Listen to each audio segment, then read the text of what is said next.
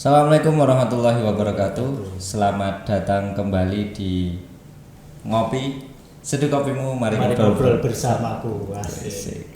Masih bersama saya Muhammad Akram dan rekan saya Aku Mustafa Fajar Huda. Kok semangat sekali sih? Iya, umur boleh tua, semangat nggak boleh. Asik. Harus membara. Asik. Apalagi ketemu Ustaz. Oke, dan tentunya kita tidak berdua saja, tentu saja dengan Ustadz Faisal Abdurrahman. Assalamualaikum Ustadz. Waalaikumsalam warahmatullahi wabarakatuh. Sehat Ustadz? Alhamdulillah sehat, semangat. Kalau ketemu Ustadz tuh hawanya semangat. Girohnya positif. Seperti Mas Agung tadi kan semangat. Tapi mungkin nutupi ongkos Ustaz.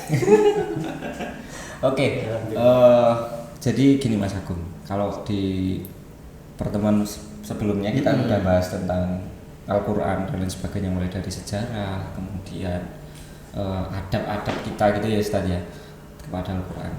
Tapi ada beberapa hal yang ternyata masih menarik loh ketika kita membahas Al-Quran ini. Belum dikuliti.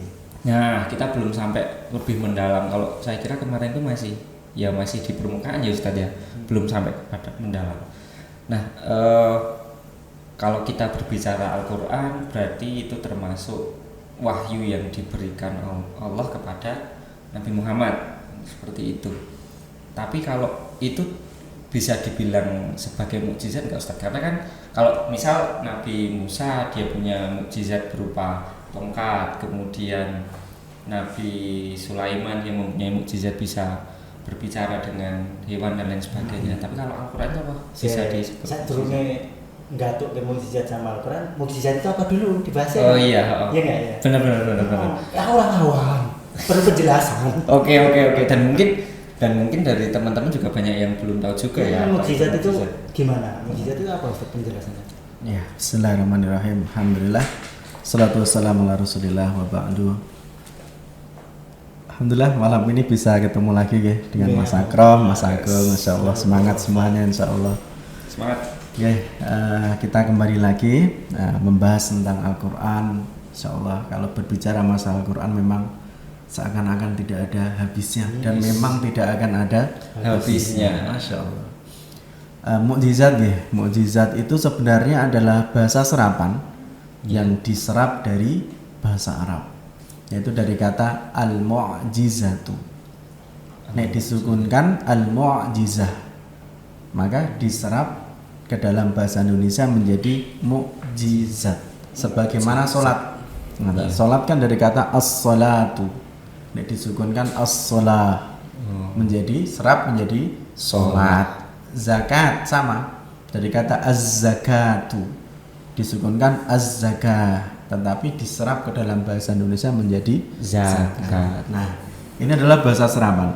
Kemudian lughatan secara bahasa al-mu'jizah itu al-ajzu.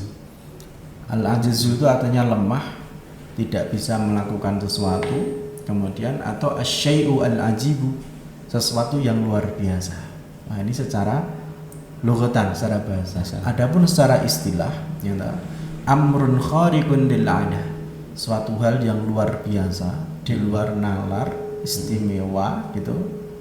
Yudhirullahu ala yadil anbiya, yang Allah tampakkan, Allah berikan, Allah munculkan kepada para nabi dan rasul, khusus kepada para nabi dan rasul.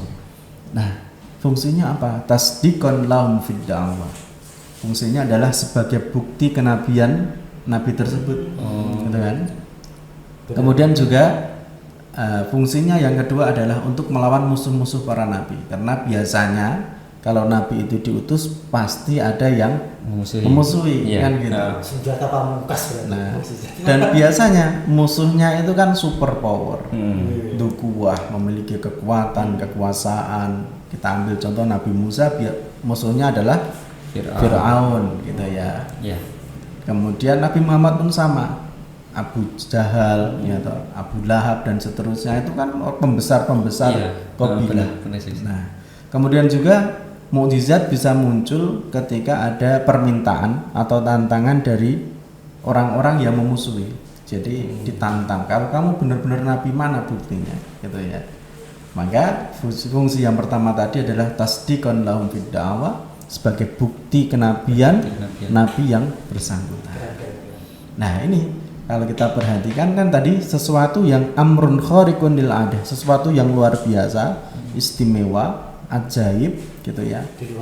Di luar logika, tidak masuk akal gitu. Kita lihat kalau Nabi Ibrahim kan mukjizat yang sangat terkenal, dibakar tidak apa-apa. Bukan tidak mati tapi tidak apa-apa. Bahkan menyuruh pun tidak ya Ustaz. Iya, bahkan seperti orang yang tidak pernah kena api gitu loh. Nah, kepanasannya orang. Ketika itu kan kita tengok sejarahnya, Raja Namrud ya, itu kan memerintahkan pengikutnya, masyarakatnya, kaumnya untuk membawa kayu bakar. Jadi membawa kayu bakar, bukan membawa sebuah kayu, tapi membawa kayu bakar. Otomatis kan kaumnya tidak bawa satu gitu, enggak, tapi bongkoan dikali rakyat berapa seluruh. Ngeri. Iya kan? Pas kita api unggun saja kemah itu ya, dengan berapa bongkok itu saja jarak 5 meter sudah panas. Panas sekali. Nah, apalagi itu Nabi Ibrahim, api yang begitu besarnya, ternyata Nabi Ibrahim tidak apa-apa, bahkan tidak tergores sedikit pun, tidak terbakar sedikit pun dari api, tidak merasakan panas sama sekali. Nah ini kan suatu hal yang luar biasa, tidak masuk akal. Iya, secara logika nggak masuk akal. Apakah wong dibakar kok gak panas, nggak melepuh, kan nggak masuk akal. Maka inilah yang disebut dengan mukjizat. Dan itu cuman kepada Nabi. Nah, Nabi dan Rasul. Coba. Tapi kalau misal gini Ustaz, terkadang kan kasusnya adalah misal orang mendapatkan sesuatu, misal, jadi dia itu semacam mendapatkan petunjuk, terus kata-kata yang keluar adalah ini mukjizat dari Allah dan lain sebagainya, begitu. Itu kasusnya seperti itu gimana? Kembali ke tadi, pengertiannya kan amrun khariqun lil adah yudhirullahu ala yadil anbiya. Jadi sesuatu yang istimewa, yang luar biasa, yang Allah berikan hanya kepada para nabi. Kalau ada orang yang mengatakan itu mukjizat, dia bukan nabi ya. Mungkin lebih tepatnya anugerah. Mungkin ya. Iya sih. Soalnya kan misal kadang kan misal orang selamat dari apa gitu, bencana, mukjizat dari Allah, kalau nggak mukjizat dari Allah nggak akan selamat gitu. Nah itu berarti mungkin maksudnya bukan mukjizat yang secara syariat tadi. Mungkin maksudnya adalah anugerah, kesempatan dan sebagainya. Seperti itu. Berarti kalau berbicara Al-Quran tadi gimana Ustaz? Kalau Al-Quran, nah pasti Al-Quran itu adalah sebuah mukjizat. Kok bisa gitu ya? Memang adalah mukjizat. Kalau kita lihat, salah satu bukti bahwasanya Al-Quran itu mukjizat adalah Al-Quran mahfudun minat taghyir wa tabdil. Al-Quran itu terjaga dari revisi, dari perubahan-perubahan. Kemurniannya dari awal tetap terjaga. Dari awal sampai hari ini sampai besok tidak ada revisi. Oh iya sih ya. Karena banyak habis Quran dan terjaga langsung oleh Allah gitu ya. Nah, jadi kan sebagaimana yang Allah firmankan, inna nahnu nazzalna dzikra wa inna lahu lahafidhun. Sesungguhnya kami yang menurunkan Al-Quran dan kami akan menjaganya.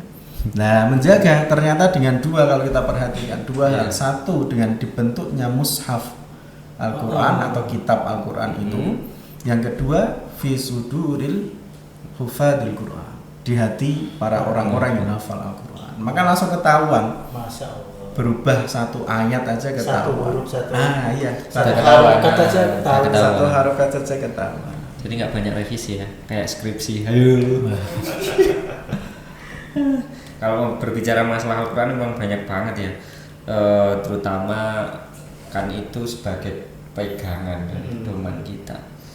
Terus gini Ustadz, itu kan mukjizat, salah satu mukjizat yang diberikan Allah kepada Nabi Muhammad. Nah, ada nggak Ustadz, maksudnya kisah-kisah yang kan kalau tadi itu sebagai senjata, semacam senjata pembuktian lah, bahwa ada nggak kisah ketika Rasulullah itu mengeluarkan mukjizat itu dan bagaimana tanggapan dari orang-orang kafir Quraisy dan lain sebagainya itu Ustaz? Al-Quran ya?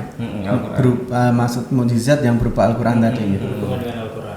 Karena Al-Quran itu turun pakai bahasa Arab, dan orang-orang Arab kala itu kan mereka termasuk di puncak-puncaknya kejayaan bahasa Arab. Maka pada iya. zaman Rasul itu baru terkenal, baru ngetren syair. Oh, iya, Bikin bersair. Lirik. Nah, bikin syair. Nah, mereka tahu bahwasanya Al-Qur'an ini tidak mungkin bikinannya Nabi Muhammad. Kalau Nabi Muhammad itu Nggak bisa tidak bisa baca. tulis Arab seperti mereka. Itu salah satu Gitu ya. keunggulan juga ya ternyata. Iya. Pantes sih Dora percaya. Buta huruf itu ya istilah kita kan Iya. buta huruf. Nggak bisa baca tulis lah nih bahasa sekarang. Iya. Kan tidak mungkin itu ciptaannya Nabi Muhammad Shallallahu Alaihi Wasallam. Sehingga memang pas banget karena zaman itu baru ngetrennya syair. Ya, toh. Temanya pas. Nah, temanya pas sekali lah. Bahasa Arab ini kan bahasanya indah, bahasanya keren. Terbukti sahabat Umar bin Khattab sebelum masuk Islam termasuk pemuka Quraisy. Quraisy yang menentang. Wah, hatinya juga keras gitu kan, suka padu, suka gelut gitu kan. Tapi ternyata mendengar Al-Quran kan langsung bergetar. Kenapa? Karena ya itu mukjizat.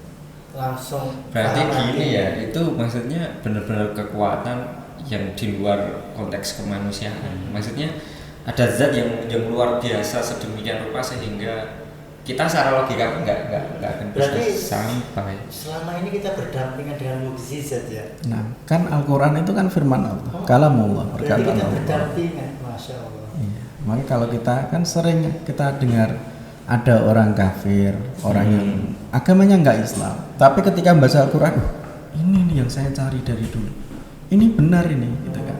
Bahkan ada, ya mohon maaf sebelumnya pendeta sering menyampaikan kitab mereka kan, tapi ketika buka Al-Quran, kaget, ini yang benar ini. Menjawab pertanyaan-pertanyaan yang belum Nah, terjawab. sehingga apa beliau malah masuk Islam karena melalui perantara dia melihat isi daripada Al-Quran itu langsung tersentuh hatinya.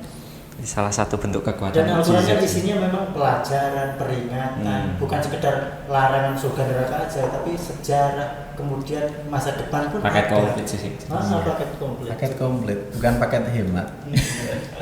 Aduh, paket hemat. Paket hemat. Lagi banyak paket hemat ini Ustaz. Aduh. Terus ini Ustaz, kan saya mau bicara masalah sejarah tadi sih, menarik banget itu. Kan waktu itu masih musimnya, timingnya pas banget di Arab sedang gandrung-gandrungnya syair dan lain sebagainya. Bahasa Arab dan lain sebagainya. Tapi ada alasan nggak Ustaz? Kenapa kok harus turunnya itu di Arab? Nah, kok orang di Indonesia Iya, maksudnya kan di Indonesia itu kita juga punya produk kita budaya punya yang ribuan bahasa ya, coy. ya syair dan lain sebagainya. Insya Allah ini kalau kita runtut sejarahnya kan nanti panjang sekali. Iya. Singkat aja Ustaz. Ya, kalau kita perhatikan kan sejarah manusia itu kan ada Mesir kuno, ada dan seterusnya itu kan ternyata berpusar di Timur Tengah kan. Sejarah-sejarah yang terdahulu itu mayoritas kan ternyata di Timur Tengah. Termasuk para nabi-nabi terdahulu, Nabi Ibrahim kan berpusar di Mekah, di Palestina, di Syria kan berpusar di sini. Iya. Nah, ternyata pusat peradaban dari dulu ternyata memang di Timur Tengah. Di Timur Tengah ya. Iya. Nah, nanti kenapa kok pakai bahasa Arab? Ini sudah dijawab oleh Al-Hafidh. Beliau mengatakan kenapa Al-Quran juga pakai bahasa Arab gitu, tidak pakai bahasa Indonesia atau bahasa Jawa gitu ya. Iya, kan maksudnya kita kan juga punya produk budaya yang berupa syair dan lain sebagainya gitu. Iya. Apa sih keistimewaan bahasa Arab ya? Ternyata Masya Allah panjang kali lebar juga nih kalau kita bahas. Tapi secara singkat dijelaskan oleh Al-Hafidh. Beliau menyampaikan li'anna lughatal arabiyyah, karena bahasa Arab itu afsahul lughat, bahasa yang paling fasih. Pertama fasih. Ya, kita lihat saja nih. Kita baru mau masuk bahasa Arab, belum memasuki kaidahnya, baru masuk huruf. Kita kenalkan huruf hijaiyah, dari huruf alif sampai huruf ya. Ada enggak kaidahnya? Iya, pelafalannya. Iya sih, ada makharijul huruf, wasifatul huruf, gitu kan. Alif di mana, ba di mana, sampai ya di mana, tempat keluarnya kan tempat keluarnya ya beda-beda. Termasuk sifatnya pun juga beda-beda. Hukumnya beda-beda. Nah, ini salah satu sebab kenapa dikatakan bahasa yang paling fasih. Karena tidak ditemukan dalam bahasa lain. Mas Agung dulu waktu SD pernah enggak diajarin sama guru nih ABC, B itu di sini tempat keluarnya, sifatnya gini. Diajarin enggak? Bener-bener kalau bahasa memang iya. Bahasa Indonesia. Bahasa Indonesia memang nggak ada. Tidak ada. Langsung A. Ya kan? wes AA. Huruf ini Iya. ketemu ini. Enggak enak pelajaran makhorijul huruf. Nah, tidak ada. Makhorijul bahasa Indonesia. Bahasa Inggris dan seterusnya pun kan tidak ada. Iya Mungkin sih. tempat keluar ada, tapi sifat Sedetail itu ya. Detail banget. Iya, itu baru detail masuk ke banget. hurufnya. Masalah huruf ya. Masya Allah, kan luar biasa sekali. Oh iya, sehingga ada pelajaran-pelajaran mungkin kayak tahsin dan lain sebagainya. dia. Ada tahsin. Itu baru masuk Nah, huruf aja ada pelajarannya. Hukum-hukum bacaannya Iya. dan sebagainya. Tajwid. Tajwid. ya. Lah ini juga fasih kenapa? Karena ketika harokatnya berubah, makna juga berubah. Ketika huruf berubah, makna juga berubah. Contoh, fisyita'i was-sayf. Kan sayf pakai shad. Iya. Ketika dibaca fisyita'i was-sayf, makna berubah. Shad berubah jadi sin berubah. Apa itu Ustaz? Maknanya apa Ustaz? Fisyita'i was-sayf pada musim hujan Iya. dan musim kemarau. Tapi kalau saif pedang, musim hujan dan musim pedang. Jadi nyambung ya. Contoh lagi, kalimat tauhid. Iya. La ilaha illallah. Pakai tasydid. Illa pakai tasydid. Oh iya. Penekanannya ada tasdidnya. Ya, bukan ilah tapi illah. Tapi Iya. kalau la ilaha illallah tidak pakai tasydid, makna berubah. Kalau la ilaha illallah tidak ada ilah sesembahan illa kecuali Allah. Tapi kalau ilah langsung Iya. tidak ada sesembahan ilallah kepada Allah. Ngeri ya. Nah, maknanya kan gitu. Luar biasa Maka ya. tatkala berubah ya sudah. Maka dikatakan bahasa Arab adalah bahasa yang paling fasih. Nah, Kalau bahasa Indonesia, iya. saya ngomong bapak, artinya Ya ya Bapak. bapak. Saya ngomong bapak. Beda Ya, kalau Pak. bahasa Arab. Bahasa Indonesia sama enggak? Bahasa Sama. Arab. Sama. Kalau bapak Ya sama. Sama, kan? Kalau bahasa Maknanya Arab tetap sama. Beda. Berubah, panjang pendek beda. Nah, contoh nih, Nah, kita mengucapkan Allahu Akbar, artinya Allah Maha Maha Besar. Besar. Tatkala A-nya yang di depan itu panjang, Allahu Akbar berubah makna. artinya apa Ustaz? Itu berarti ada dua hamzah, dua alif. Heeh. Aslinya adalah AA, Allah gitu ya, tapi dibaca panjang Allahu Akbar.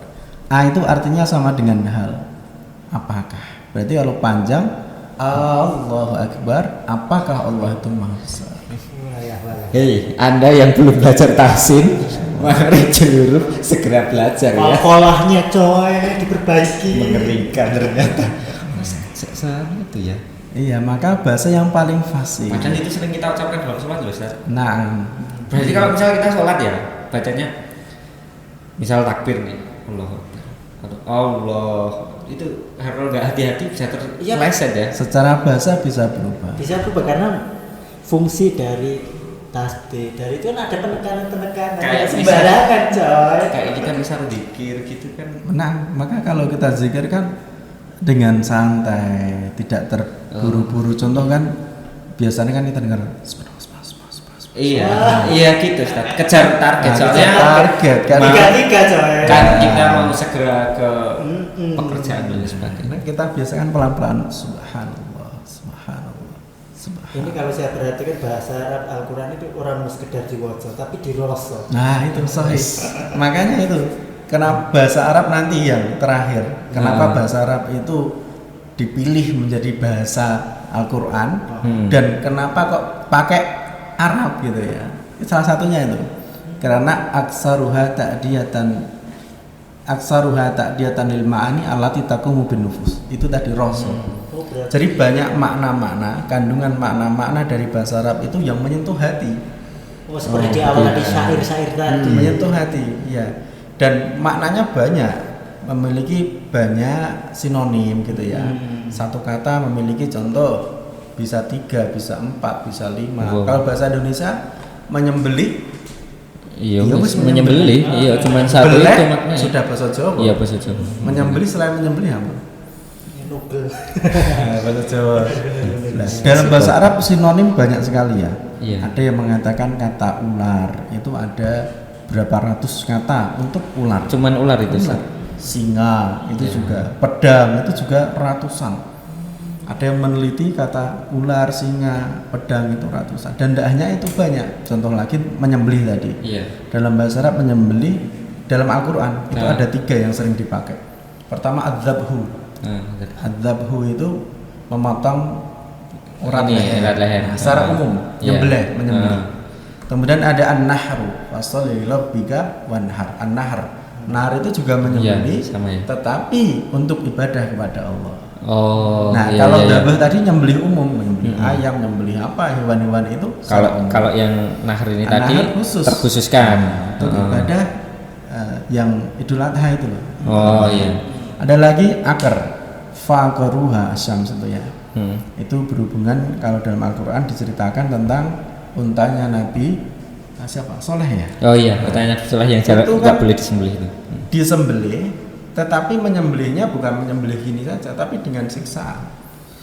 Jadi sama-sama nek diterjemahkan itu menyembelih, tapi maknanya berbeda, lebih mendalam gitu ya. Ini kita belajar bahasa Arab aja yuk. Itu emang anak hubika Iya. itu. Bahasa Arab itu keren. gitu. Ternyata maksudnya sekompleks itu loh Ustaz, bahasa Arab itu Karena tidak. sedikit pengetahuan kita paling sebatas assalamualaikum ukhti. Ya, iya. Sama apa lagi Waalaikumsalam, selain Nafi. itu? Anak hubika kifilah itu loh yang aku menceritakan Allah. Udah hafal. Oh itu yang biasanya juga Kalau untuk akhwat wahid pelajaran- buki. Oh, itu Nah, begini. Oh iya, ini pelajaran lagi. Berarti kalau perempuan pakainya Kalau perempuan yang menyampaikan uhibbuka. Ka. Tapi kalau laki-laki yang menyampaikan Anak uhibbuki. Buki. Kalau yang disampaikan ke perempuan. Maka itulah kerennya bahasa Arab. Jadi siapa yang ngomong itu sangat ini kita jadi bahasa Arab gila ya. Ternyata maksudnya gini loh, kita depan kita pakai bahasa Arab nih ngomong. kan kalau di bahasa Indonesia aku mencintaimu, yo wis kan antara laki-laki dan perempuan Sama. sama. Iya, siapa yang menyampaikan sama aja. Kan misal kalau kepada istri kita kalau pakai bahasa Arab jadi kelihatan keren. Ya? Saya sama istri saya juga gitu. Emang udah nikah. Oh, simulasi. aduh. Simulasi terus. Terlalu lama menjomblo halusinasi terus. Ah. Ustaz. Halusinasi. Tapi harus di cap halal brother. Wes. Gitu. Ini kapan-kapan kita perlu bahas masalah pranikah kan? Penting. Pranikah dan pasca nikah. Wes. Ya agar step halal terus gitu loh. Oke. Ini kok malah bahas nikah. Bahas halal. Ganti materi nikah aja. Kita selesaikan bahasannya dulu. Ini kayaknya terlalu meluas ya kalau kita perturutkan. Oke, tadi sampai bahwa bahasa Arab itu Bahasa yang paling fasih, fasih. bahasa yang paling banyak yang bisa diserap, bisa diserap oleh hati. Gitu. dirosot tadi. Ada juga karena abyanuha, karena bahasa yang paling jelas. Iya. Contoh dalam bahasa Arab, dalam bahasa Arab kan nanti ada sulasi, rubai, khumasi dan seterusnya. Sulasi itu terdiri dari 3 huruf. Mayoritas dalam bahasa Arab itu seringnya 3 huruf. Contoh abun, umun coba. Umun artinya ibu. Ya, toh. Bahasa Inggrisnya mother berapa huruf? 5. Bahasa Arab cuma 3, umun. Iya. Alif, mim, tasydid kan, umun. Ibuku 5. Bahasa Arab ummi. Bahasa Inggris My mother. kakek, jaddun. Jadun. Huruf dalnya tasydid, 3 huruf kan. Jadun. Bahasa Indonesianya kakek berapa huruf? 5. 5. Jadi kakekku. Jadi 3 huruf lagi atau 4 huruf. Bahasa Inggrisnya Gampang berarti ya. Bahasa Inggrisnya apa tadi Ustaz? Fatherku. kakek. Grandfather. Jadi kakekku My grandfather. My grandfather. berapa huruf itu? Banyak. Nomornya. Iya kan? Maka bahasa Arab itu bahasa yang paling jelas gitu. Wa usaha bahasa yang paling luas, tadi sinonimnya banyak tadi. Tapi kok saya merasanya itu bahasa paling sulit untuk dipelajari. Itu karena- masalahnya apa Ustaz? Karena belum terbiasa. Oh gitu. Iya, nek menurut saya memang bahasa Arab itu sulit, tapi kalau kita mau belajar insya Allah mudah. Ya, karena kita Tapi belum panjang. Sampai saat ini pun saya baru dapat Oh iya, muridnya ini. Ini Ustadz kan maksudnya udah melalang buana dari dari Gontor kemudian Oh. melanjutkan ke Ma'had dan lain sebagainya, otomatis kan di sana pun pakai bahasa Arab ya Ustaz. Kalau di Gontor itu bahasanya apa aja yang pakai? Di Gontor bahasa formalnya dua, bahasa Arab sama bahasa Inggris. Jadi Oh. santri itu dilarang pakai bahasa Indonesia. Nggak boleh. Tidak boleh, ketahuan dihukum. Apalagi bahasa daerah. Bahasa daerah itu siap-siap gundul ini. Gundul dijemur, lari, kemudian menghafal kosakata atau lain sebagainya, bersih-bersih. Dan bisa kita pastikan bahwa santri Gontor yang habis cukur berarti menggunakan bahasa daerah. Termasuk kan pelajaran semuanya kan pakai bahasa Arab kecuali pelajaran umum kayak bahasa Indonesia, IPS, IPA, Kalau matematika gitu Ustaz? bahasa Indonesia. Oh. Tapi selain itu kayak materi fikih, materi tafsir. Oh. Itu memudahkan juga dan membiasakan juga berarti. Dan Ustadz asatid itu mamnu, haram, dilarang untuk menjelaskan pakai bahasa Indonesia. Terus kalau misal santri nggak paham bahasa Inggris, bahasa Arab gimana Ustaz? Ya, itu ada prosesnya karena dari awal ya sudah ada kurikulum Oh, ya. saya. Circle-nya nanti beda. Tapi kan otomatis ketika masuk pertama nggak mungkin berarti pakai bahasa Arab. Iya, Ada prosesnya. ada prosesnya. Tetapi ketika masuk memang sudah diwajibkan pakai bahasa Arab, bahasa Inggris belum. Bahasa Arab tetapi masih ada kelonggaran selama kalau tidak salah dulu 3 bulan atau berapa itu masih ada kelonggaran. 3 bulan Ustaz. Tapi Singkat tetap loh. harus Tetap keseharian bahasa Arab. Ya. Jadi kemana-mana itu bawa kutaib. Kutab itu buku Kamus kecil. lah. Bukan kamus. kepean ya. Buku kecil di dalamnya isinya kosakata yang diajarkan. Jadi setiap pagi, Contekan. Oh, setiap pagi gitu. itu ya contekan lah gitu ya. Setiap pagi kita diajarkan mufrodat kosakata 3. Contoh baitun rumah, kemudian babun pintu, terus nafidatun jendela. Ini setiap pagi dikasih 3 mufrodat. 3 mufrodat ini kemudian dijadikan 3 kalimat. Oh, iya. Nah itu nanti tiap pagi 3, besok ganti mufrodat lagi, kosakata lagi, besoknya ganti lagi sampai nanti lulus seperti itu. Step by step lah. Intinya kita Islam kan nggak langsung del Iya. haji dan lain sebagainya. Tapi ini saya mau tak jadi penasaran Ustaz. Kalau Ustaz kan paham nih bahasa Arab, maksudnya bisa berbahasa Arab. Masih belajar, saya masih jauh dari kata paham. Paham daripada kita. Dia tahu kita ini baru dengar. Terus gini Ustaz, maksudnya kalau kita sudah paham bahasa Arab itu apa keunggulan atau mungkin dalam mempelajari Al-Quran itu Ustaz daripada kita yang nggak tahu sama sekali kita ini.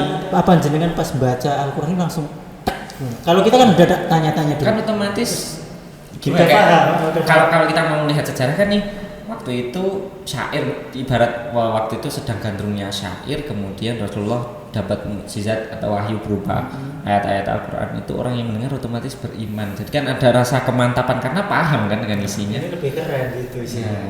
Kalau Ya, gitu Mas. kalau yang saya rasakan ketika itu ayat-ayat atau surat yang kita baca itu kok kebetulan kita kurang lebihnya paham makna yang kita baca itu, secara global maknanya kita paham itu memang terbawa.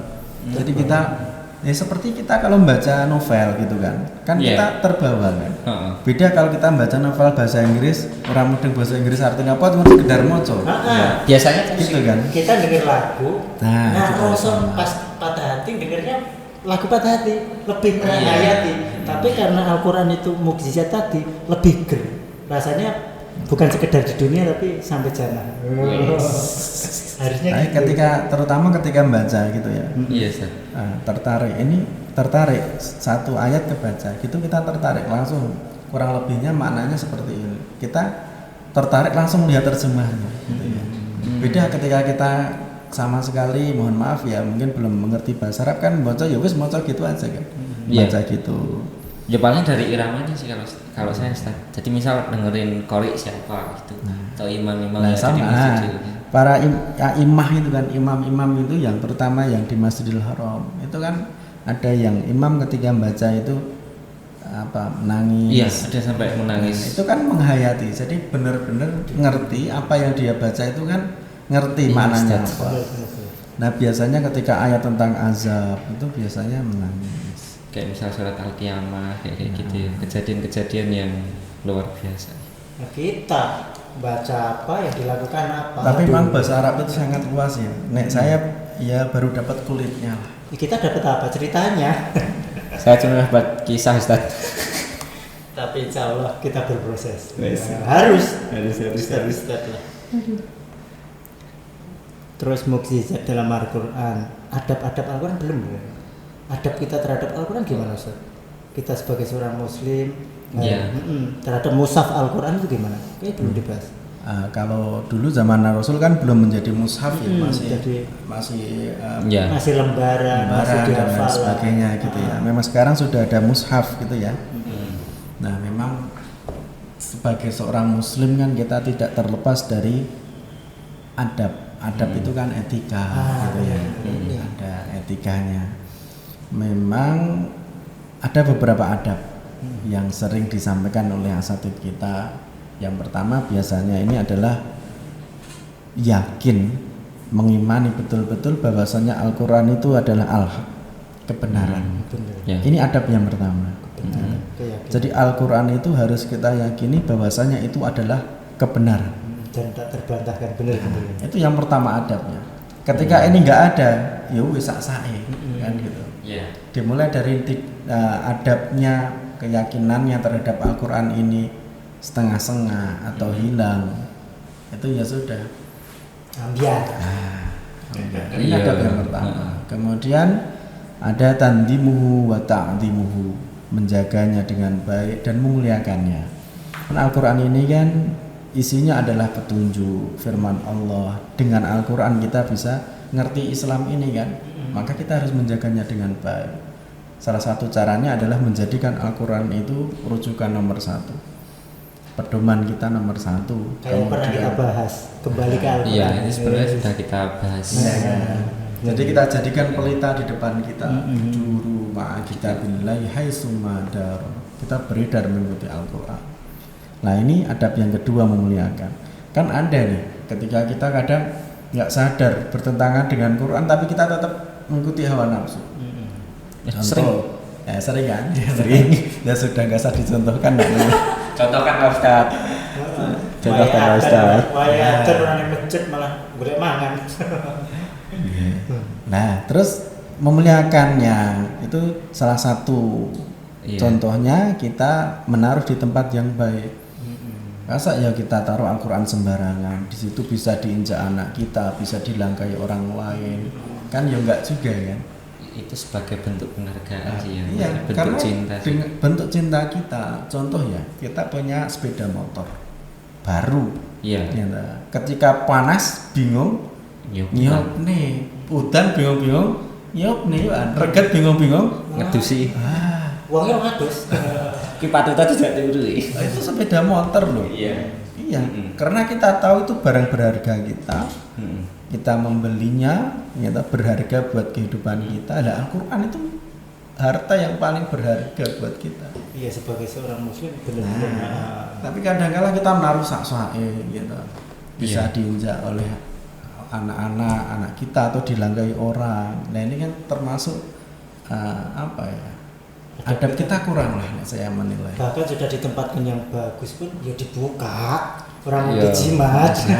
Nah, analogi yang pas adalah ya ketika tadi Ustaz menjelaskan kalau kita punya barang sesuatu pasti apalagi itu Dijaga dengan sepenuhnya. yang kita sayang-sayang gitu loh. Pasti kita jaga, apa ini, apalagi ini pedoman hidup. Tapi kasusnya begini Ustaz. Ini, dan saya yakin hampir semua orang yang punya Android pasti mengalami. Ketika sekarang kan kemajuan teknologi, kalau mushaf dulu bentuknya kalau Al-Quran dulu bentuknya mushaf, sekarang didigitalkan. Ada Al-Quran digital. Atau mungkin Al-Quran dalam bentuk aplikasi di Android. Di HP saya pun juga ada Ustaz.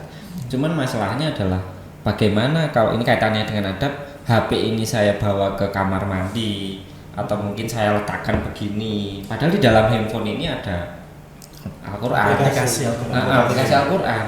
Ya, nah itu kita kenalnya jihaz ya, al-jihaz, aplikasi. Nah, kalau kita buka HP, di situ ada aplikasi, tapi ketika kita belum buka aplikasi tadi kan belum muncul Al-Quran. Al-Qurannya. ayat-ayat Al-Qurannya kan. Iya, seperti harus. itu. Maka ini kan masalah fikih zaman sekarang ini. Iya. Zaman dulu ndak ada, sekarang muncul. Iya. Iya. Zaman dulu, zaman Nabi nggak mungkin dong ada Android. Iya, maka ini muncul kasus-kasus seperti ini kan.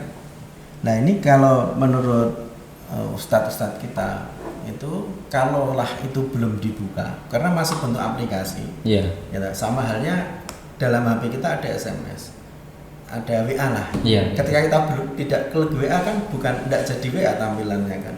Iya. Oh iya, tetap jadinya. Tapi Ya sudah handphone HP biasa. kita aja kan Oh, jadi HP bener-bener. seperti itu.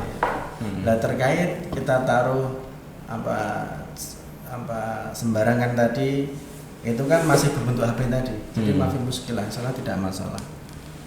Aman berarti. Termasuk kalau di kamar mandi bagaimana? Ini kan timbul pertanyaan lagi. Iya. Nah ini kalau dalam bentuk HP tidak ada perselisihan di antara ulama. ahli ilmi, Hmm. mafi muskilah, tidak apa-apa dibawa ke kamar mandi. Nah pertanyaannya selanjutnya, kalau Iya. berbentuknya mushaf bagaimana?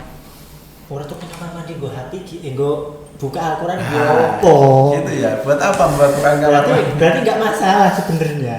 Kan kadang Tapi bagus kekhawatiranmu Iya. membentengi kita agar nggak lalai, bener-bener. kan ini salah satu bentuk penghargaan kita gitu loh. Maksudnya Bener. kalau misal kita taklim nih, taklim terus otomatis kan kita bawa tas ada Al-Qur'annya, kemudian kita harus ke toilet umum dan lain sebagainya. Itu kan berarti kita membawa mushaf juga. Itu memang disampaikan oleh ahli ilmi yang sebenarnya kita dilarang berlama-lama ngobrol itu di mirhab. Mirhab itu closet WC. Oh WC. Nah, tatkala di kamar mandi itu sudah mafi muskilah, tidak apa-apa. Jadi apalagi dalam keadaan darurat tadi, kalau ditaruh luar kan, Oh. mungkin nanti malah ketinggalan atau nanti jatuh kena air malah Atau mungkin rusak kan. dirawati karena wong liya gitu ya. Bukan dicolong, mau dirawati. Karena memang kalau dalam kamar mandi kan kita dalam kamar mandi ya bukan di WC-nya ya kan. Iya.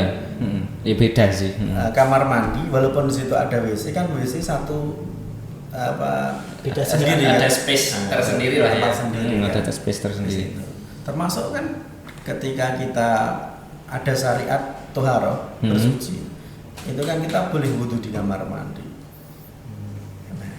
Tapi ada sebagian yang berpendapat bahwa itu nggak boleh. Iya, ada yang berpendapat seperti itu. Yang mengatakan boleh karena dikiaskan dengan mandi Mandi besar. Dalam mandi besar itu kan ada wudhu. Kan dia juga toharoh ya. Nah, ada bagian di dalam mandi besar itu Wudhu. Bener. ya, Iya tapi sih. kalau ada yang berpendapat dilarang di kamar mandi ya, mungkin beliau lebih berhati-hati kan seperti itu. Nggak apa-apa, beda apa-apa sih, penting rukun dan saling hormat. Iya sih. Sebenarnya kalau misal dalam menyikapi perbedaan ini juga muncul pertanyaan juga sih Ustaz. Jadi itu mukjizat yang sifatnya Al-Quran itu kan rahmatan lil alamin. Tetapi kalau muncul perbedaan-perbedaan dalam memahami isi Al-Quran kayak gitu tuh terus gimana Ustaz? Perbedaan kita tengok memang sudah pernah terjadi pada zaman Rasulullah. Perbedaan pendapat, Ya. perbedaan pendapat pemahaman itu sudah terjadi pada zaman Itu Rasulullah. pun yang Zaman para sahabat maksud saya. hidup saat itu ya. Hidup yang dibimbing oleh Rasulullah. Contoh itu ada seorang sahabat, saya juga lupa namanya siapa. Ketika itu baru ada taklim kajian. Ada salah seorang sahabat yang mengatakan sholat gitu kan. Oh iya, benar-benar. Nah terus sahabat tadi mengatakan, apakah kamu mengajariku sunnah atau bagaimana itu? Saya juga intinya lupa. Intinya itu sahabat itu diingatkan, masih taklim, masih kajian. Tapi waktunya Terus ada yang mengingatkan, karena waktu sholat diingatkan sholat gitu ya. Tapi beliau malah menyampaikan intinya ini terjadi pada zaman Rasulullah, bahwasanya sholatnya mundur dulu, melanjutkan taklimnya dulu gitu. Ada yang seperti itu. Lah ini kan zaman sahabat. Tapi terlepas dari yang bertanya ini apakah sahabat atau tabiin, saya juga kurang tahu. Ini kan ada perbedaan pendapat. Tapi kan saling menghormati, tidak mungkin yang langsung menyalahkan. Ini kan ya nggak keren ini. Inilah bedanya zaman dulu zaman sekarang. Enggak, maksudnya gitu loh. Yang dulu saja dekat dengan Rasulullah ada perbedaan, apalagi sekarang yang kita sudah sekian abad jauh dengan Rasulullah. Katanya lebih maju, lebih milenial. yang jadi persoalan adalah ketika kita merasa paling benar. benar. Angel ini sebenarnya. Itu sudah masuknya ke permasalahan hati. Hati kita kan berarti nggak bersih nih, seperti itu kan. Masya Allah.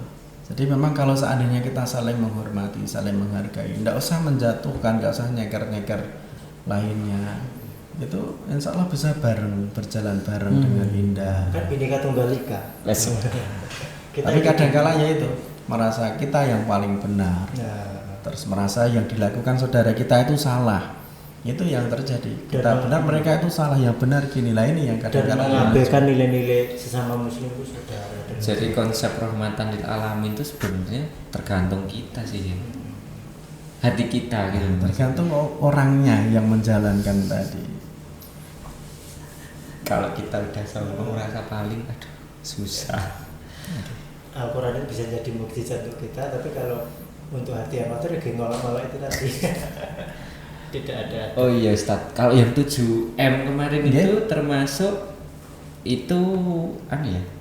Termasuk adab juga. Adab juga. Iya, Bagian nah, dari saya adab. mengistilahkan tidaklah kita menduakan Al-Quran, gitu. Menduakan Al-Quran dengan apa? Dengan selain 7M. Kan 7M kemarin interaksi kita dengan Al-Quran ada 7 yang bisa kita lakukan. 1 mendengarkan, 2 membaca, 3 memperbagus bacaan, 4 mempelajari, 5 mengamalkan, 6 menghafal, 7 menyampaikan. 5, 6, 7 lagi proses ya. Nah, ini kan ada 7 ini kan. Nah ini kita maksimalkan. Jangan sampai kalau dikalahkan dengan yang lain. Kalau dikalahkan dengan yang lain berarti kita menduakan. Contoh, hari ini belum baca Quran tapi musik dari pagi sampai Berjoget-joget itu kan artinya kita menduakan itu. Kenapa bahas ini? Tapi sebenarnya kalau ya musik itu dalam Islam pun ada. Iya. Tapi intinya benar apa yang disampaikan Ustaz, Al-Quran itu nggak boleh diduakan. Kita harus bisa menghidupkan itulah nilai-nilai Al-Quran dalam kehidupan kita. Berarti bisa dibilang adab itu bukan hanya secara fisik ya, tapi secara iman. Nah kan tadi yang pertama kita meyakini bahwasanya Al-Quran itu adalah al-haq, kebenaran. Kebenaran Dan juga dalam adab juga kita ketika mau membaca itu kan Allah mengatakan fa'idza qara'tal Qur'an fasta'id billahi minasyaitonir rajim. Ketika mau membaca Al-Qur'an kita diperintah Allah untuk membaca ta'awudz gitu kan. Itu juga adab juga.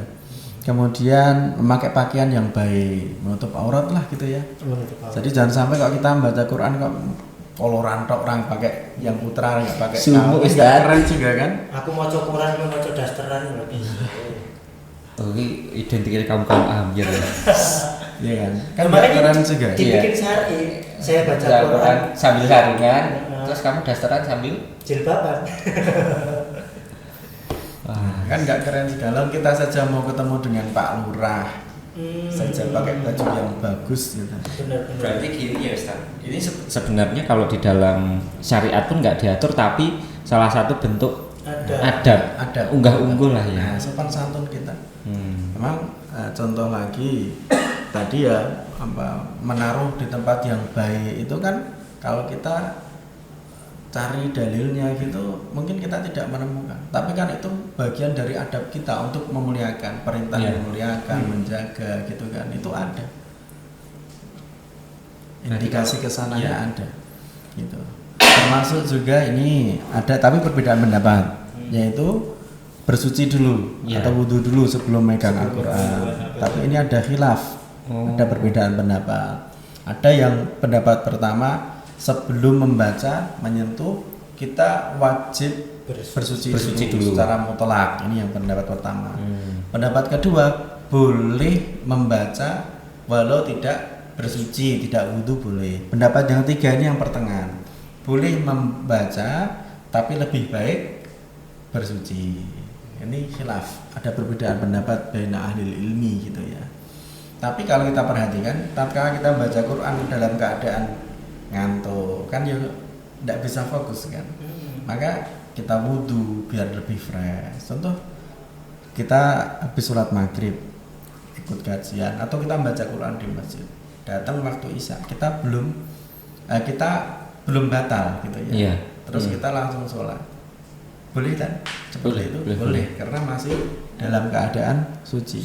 Tetapi kalau kita berwudu nanti akan lebih fresh. Benar apa yang dikatakan Ustadz bahwa kita mau nyambut hidayah kok dalam keadaan payah. Gimana?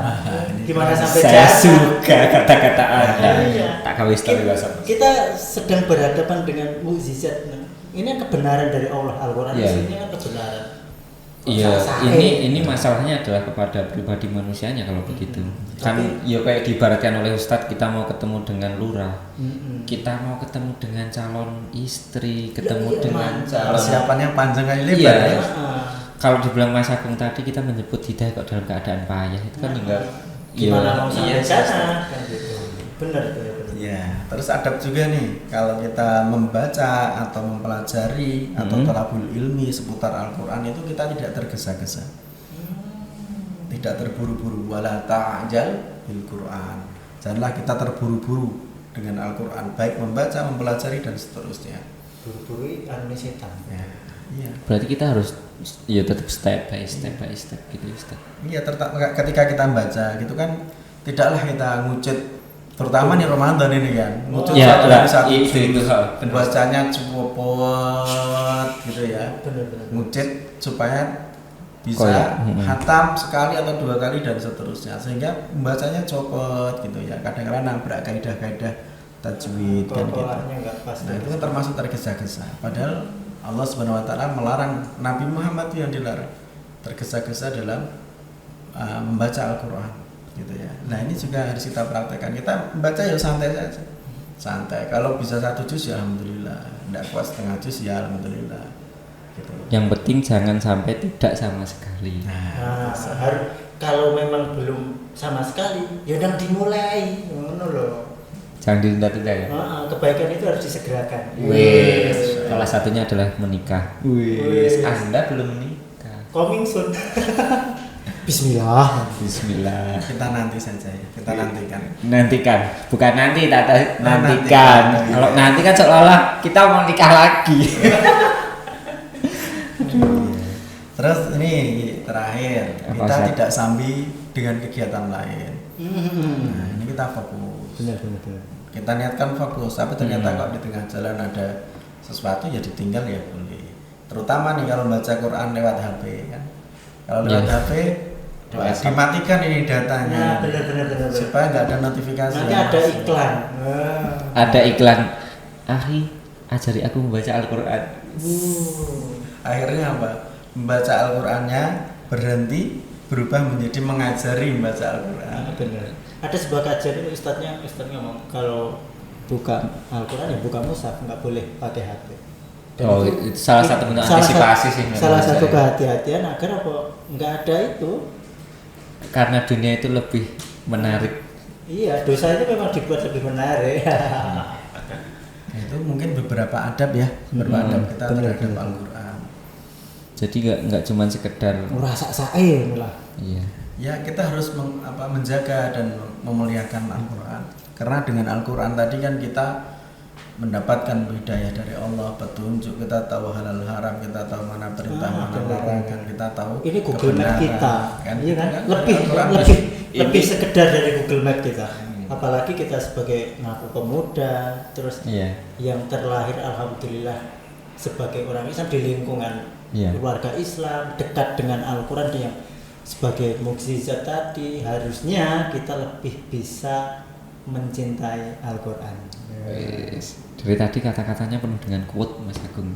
Luar biasa. Alhamdulillah. Mungkin hari ini paling semangat nih Mas Paling Agung. semangat, nggak Iya. tahu Ustaz kenapa. Ada apa sih? Karena berkaitan dengan Al-Quran ini bersinggungan dengan kehidupan kita sehari-hari. Oh, berkaitan dengan hati juga ya. Mood. Memang sih kalau bicara Al-Quran itu bicara hati. Berarti kalau sebenarnya kalau kita nggak mengimani Al-Quran, kan bicara iman berarti juga bicara perilaku, dalam artian mewujudkan keimanan itu dalam perilaku. Berarti kalau kita mengkhianati Al-Quran dalam arti bermaksiat, berarti adab kita kepada Al-Quran pun yuk kita tinggalkan kan kalau kayak gitu secara nggak langsung. Iya. Tuntutannya panjang ya. Iya Pak. Ternyata. Ya karena kita sebagai pemuda yang menuju takwa itu ada proses mendekatkan kita pada takwa Iya. atau Mas Akrab. Tadi yang disampaikan Ustadz kalau dengerin lagu aja sehari aja bisa, membaca Al-Quran itu kan termasuk menduakan juga. Dan ini Tapi, harusnya bisa jadi ya memang referensi. itu fakta sih. Memang kayak misalnya kita mendengarkan lagu 1-2 kali, terngiangnya 5 hari. Di hari ke-7 kita sudah hafal. Ya tapi kan Tapi kalau Al-Quran 10 kali mendengarkan, besoknya udah lupa. Tapi kan gini Mas Akram, ya saya kan juga pendengar musik dan lain sebagainya, seneng lah lagu, Iya. film lah, lagu lah, kita putar berulang-ulang kali itu Lama-lama lama bosan dan Bosan bisa. Iya. nggak akan bisa mengubah hidup kita. Iya sih. Tapi memang. Al-Quran, Iya sih. Jadi kayak kasusnya gini, lagu hits itu biasanya cuma beberapa tempo waktu. iya, setelah itu sudah wassalam. masalah. Tapi Al-Quran enggak. Tinggal kenangan. Nah, tinggal kenangan. Tapi kalau Al-Quran bisa menyelamatkan. Wis, bikin Nah, satu itu selesai. tadi karena salah satu bentuk mukjizat Quran itu ya. Al-Quran itu kan mukjizat terbesarnya Nabi Muhammad SAW, sekaligus mukjizat terhebat sepanjang sejarah kenabian. Kenapa kok dia mukjizat terhebat Ustaz? Maksudnya kok sampai terhebat sepanjang sejarah? Iya, ini kalau kita perhatikan ya, kisah-kisah sejarah terdahulu berkenaan dengan mukjizat para nabi sebelum Nabi Muhammad atau mukjizatnya Nabi Muhammad sendiri selain Al-Quran, itu kan terikat dengan ruang dan waktu. Maksudnya- Maksudnya gimana? Maksudnya adalah terikat dengan suatu umat dan suatu masa tertentu. Contoh tadi Nabi Ibrahim alaihissalam kan dibakar tidak apa-apa. Tidak apa-apa. Nah, itu terikat dengan umat saat itu Ya cuman itu tak. dan masa itu saja. Setelah itu kan tidak ada. Iya sih. Tangan saya masukkan ke api, terbakar lah. Kita juga tidak melihat kan sekarang. Iya, nggak ada. Terikat dengan waktu. Nggak ada. Nabi Musa alaihissalam dengan tongkatnya Allah izinkan dilempar menjadi ular besar, kemudian dipukulkan ke laut merah menjadi terbelah. Padahal laut itu bukan ember, laut. Kalau ember dimarahin emak. Karena Dan embernya dijelaskan, pecah. lautan yang dipukul itu ekspektasi kita mungkin belah ke dalam, tapi di dalam satu ayat, saya lupa ayatnya, nanti dicari, itu airnya itu menjadi gunung, jadi membelah itu belah-belah benar-benar menjulur ke tapi atas. itu tongkatnya masih nggak Ustaz? Nah, wallah alam kalau itu ya. Kami sendiri juga kurang tahu. Yang penting kan pelajaran itu. Yang kita ambil hikmahnya. Sampai detik-detik akhir itu Nabi kita itu menunjukkan keimanannya, dan kita belum sampai detik akhir aja imannya udah kepayahan. Dan itu di tengah-tengah kesulitan yang luar biasa, Iya. masya Allah. Sampai di keputusasaan, kalau mungkin kelasnya iman saya boleh. Tapi disitulah Allah memberikan pertolongan. Ah. Wih. Itu bisa kita ambil hikmah juga. Kadangkala kita harus bersabar dan tetap beristiqomah. Karena apa? Allah kadangkala akan memunculkan pertolongan di puncak-puncak tawakal kita. Contoh Nabi Ibrahim, masya Allah, dibakar, takut kan? Karena orang biasa kan genah takut. genah kalau tawakal. saya menangis. Bener, nggak hanya menangis, terus minta tolong, minta untuk dilepaskan, ya kan? Iya. Meronta-ronta. Kalau kita punya harta mesti dikekne kan? Terus ditebus gua. Karena mas bayangannya wis mati, tapi Nabi Ibrahim kan puncak tawakal. Allah lah yang akan menolong nanti. Sama halnya Nabi Musa, wis dikejar-kejar berhari-hari lah. Kemudian di kepepet. depan laut, di Iya. belakang pasukan mundur, entek dihabisin oleh pasukan Fir'aun, maju ke depan Lautan. laut. Akhirnya kan di puncak tawakal. Mohon pertolongan pada Allah, Allah munculkan pertolongan. Berarti itu gini, maksudnya kan tawakal adalah puncak kepasrahan yang tiada khawatirnya. Kadang soalnya gini loh Ustaz, misal aku udah pasrah sama Allah tapi masih khawatir, Tapi harus punya komitmen. kok nek ngene piye? Iya, tapi harus punya komitmen. Nah, itu berarti hatinya kan kita masih belum Ini- kepada Allah ya. Konsep tawakal mungkin itu bisa kita bahas di lain kesempatan juga. Soalnya saya pengen juga tadi Ustadz kan nyinggung masalah kesabaran.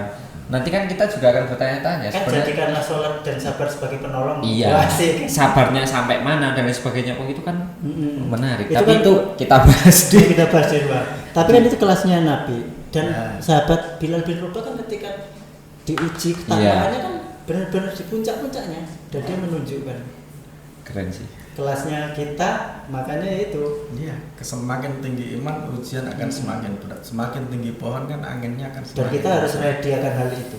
Wis. Apalagi ngaku muda, kita dikasih anugerah. Ini kan termasuk nikmat lah.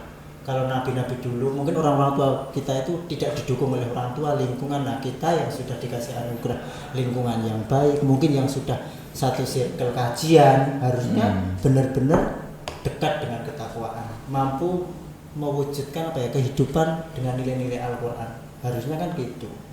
Ya Ustaz. Kali. Nah saya aja luar biasa gak tahu nih Mas Agung hari ini Semangat sekali. Semangat. Iya. Lagi playing on fair. Wes. Dia pakai kayak gini loh. Latih ya. Oke Ustaz. Tadi kita sampai mana Ustaz? Sampai Mana tadi? Sampai itu loh, apa terikat ruang dan waktu. Oh iya. Nah, Mukjizat. kalau mukjizat selain Al-Quran kan terikat dengan ruang dan waktu. Sampai Ya. mukjizatnya Nabi Muhammad Sallallahu Alaihi Wasallam. Tatkala orang-orang Mekah meminta kepada Rasulullah, tunjukkan suatu mukjizat kalau kamu tuh benar-benar Rasul kan. Posisi ditantang nih berarti. Itu posisi ditantang oleh orang-orang musyrikin Mekah kala itu, masih di Mekah kan. Ditantang, kalau kamu tuh seorang nabi, buktikan kamu sebuah mukjizat, tunjukkan sebuah mukjizat. Ya. Maka Rasulullah mengatakan isyhadu, saksikan itu. Apa yang disuruh saksikan? Insyaqqal qamar ala ahdi Rasulullah. Bulan itu terbelah menjadi dua bagian pada masa Rasulullah SAW. Firqatun faqal jabal wa firqatun dunahu. Satu bagian di atas gunung, satu bagiannya di bawah gunung. Jadi benar-benar jadi dua, bukan gini tapi atas bawah. Kalau di film Twin. ada itu. Belah-belah ada itu kalau film. Ini sejarah ada Ustaz. Rasulullah menyampaikan isyhadu, saksikan itu. Deloken kayak. Lagi keren bagus. Keren-keren. Itu ada di hadis Bukhari. Nanti bisa dicari. Tapi cuman sekali itu aja karena kan dia terikat ruang dan waktu. Tapi kalau Al-Qur'an, nah itu yang membedakannya. Kenapa terlibat sepanjang sejarah? Kalau yang mukjizat lain itu terikat dengan ruang dan waktu, terikat dengan suatu umat dan juga suatu masa. Kalau Al-Quran tidak terikat dengan suatu umat atau suatu masa. Setelah turun, yaitu selesai pada zaman Nabi Muhammad sampai hari ini, sampai nanti. Makanya Al-Quran ini adalah suatu mukjizat. Deketin biar jauh dari maksiat. Tulis. Nah, sama halnya ini ya, secara zahir. Iya. Kalau mukjizat itu biasanya zahir, kalau Al-Quran tidak hanya zahir, tidak hanya fisik saja, tapi bisa berupa akliyah yang bisa diterima oleh akal, atau ilmiah, bisa dibuktikan secara ilmiah, kemudian juga batiniyah, berhubungan dengan batin. Nah itu yang melebihi mukjizat yang lain. Kalau zahir kan tadi tidak ada revisi. Kalau kitab paling ilmiah gitu ya, pasti nanti ada revisi. Iya, Ustaz. Entah dia revisi sendiri atau nanti ada orang yang melakukan penelitian terus merevisi yang ini. ya. Ya. Kalau Al-Quran tidak akan ada revisi dan tidak akan ada perubahan. Siapa yang akan membuat kitab Al-Quran versi terbaru? Bahkan dalam Al-Quran kan Allah menantang nih orang-orang yang pandai. Oh iya. Kayak disuruh membuat Arab, itu ya. Atau pandai bikin ayat atau tulisan atau puisi atau apalah nasihat, ditantang bikin satu Al-Quran yang seperti itu. Nggak bisa ya? Nggak bisa. Bahkan diturunkan nih sama Allah nih. Diturunkan menjadi satu surat. Diturunkan. Kalau nggak bisa satu kitab, diturunkan sama Allah. Oh, levelnya diturunkan. Satu surat aja lah. Iya. Ternyata juga nggak bisa. Turunkan lagi nih sama Allah. Ditantang satu ayat saja. Sampai hari ini tidak akan ada yang bisa. Lah ini tidak akan bisa kecuali kalau bahasa Arab. Kalau bahasa Indonesia semua orang nanti bisa. Ahli-ahli bahasa bisa. Kalau bahasa Arab tidak bisa. Karena itu alasan-alasan kenapa bahasa Arab ya. Nah, seperti itu luar biasa. Hampir 1 jam kita mengobrol. Tidak terasa Ustaz. Ngopi dulu Ustaz. Oh iya, ngopi dulu. Silahkan. Saya udah tadi di rumah dulu. Ya, ini temanya kan ngopi, jadi jangan biarkan kopimu di jangan. Iya teman-teman, kopinya diseruput dulu. Uh-uh. Oke Ustaz, karena sudah hampir 1 jam. Saya tadi dikode-kode Ustaz. Sama teman-teman timur dikode-kode. Dikode-kode kayak kasino itu ya. Iya dikode-kode. Tapi saya nggak paham, biarin. Oke Ustaz, karena hampir 1 jam nih Ustaz, ada pesan mungkin terutama buat teman-teman yang di channel Langkah Pemuda Hijrah ini yang baru saja hijrah, yang dia baru saja mengenal Al-Quran, terutama kan ini ilmu-ilmu baru terutama buat teman-teman mungkin belum tahu. Monggo Ustaz. Ya, bismillah buat teman-teman yang baru hijrah atau mungkin baru aktif, semula memang sudah Islam tapi baru mulai aktif ikut kajian, taklim dan lain sebagainya.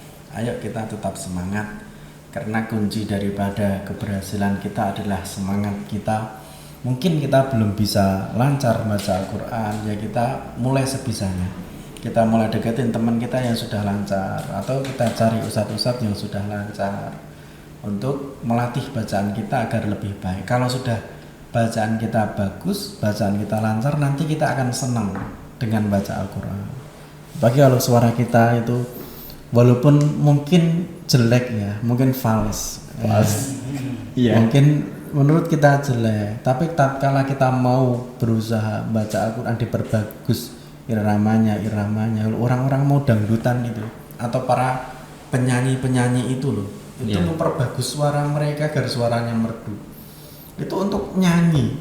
Bener. Itu nyanyi ya. Nah, kita Apalagi ini. dengan Al-Quran ya kita berusaha untuk memperbagus supaya kita kalau membaca Al-Quran kita senang, dan nanti kita tingkatkan ke 7M. Jadi tidak hanya membaca, tapi kita awali dengan mendengarkan. Kita sering mendengarkan Al-Quran di rumah kita hidupkan nuansa Quran, membaca, memperbagus bacaan, mentadaburi. Ini yang paling pokok, karena dengan mentadaburi inilah kita akan mengenal Islam dengan baik, kemudian mengamalkan, kemudian menghafal, dan terakhir adalah menyampaikan, mengajak teman-teman mungkin yang belum bisa maksimal, kita ajak untuk bisa bersama-sama kita dalam kajian maupun taklim kita. Itu mungkin yang dapat kami sampaikan. Tetap semangat semuanya. Dekat dengan Al-Quran. Iya. Karena ada ayat-ayat itu yang sebenarnya itu pas di hati kita.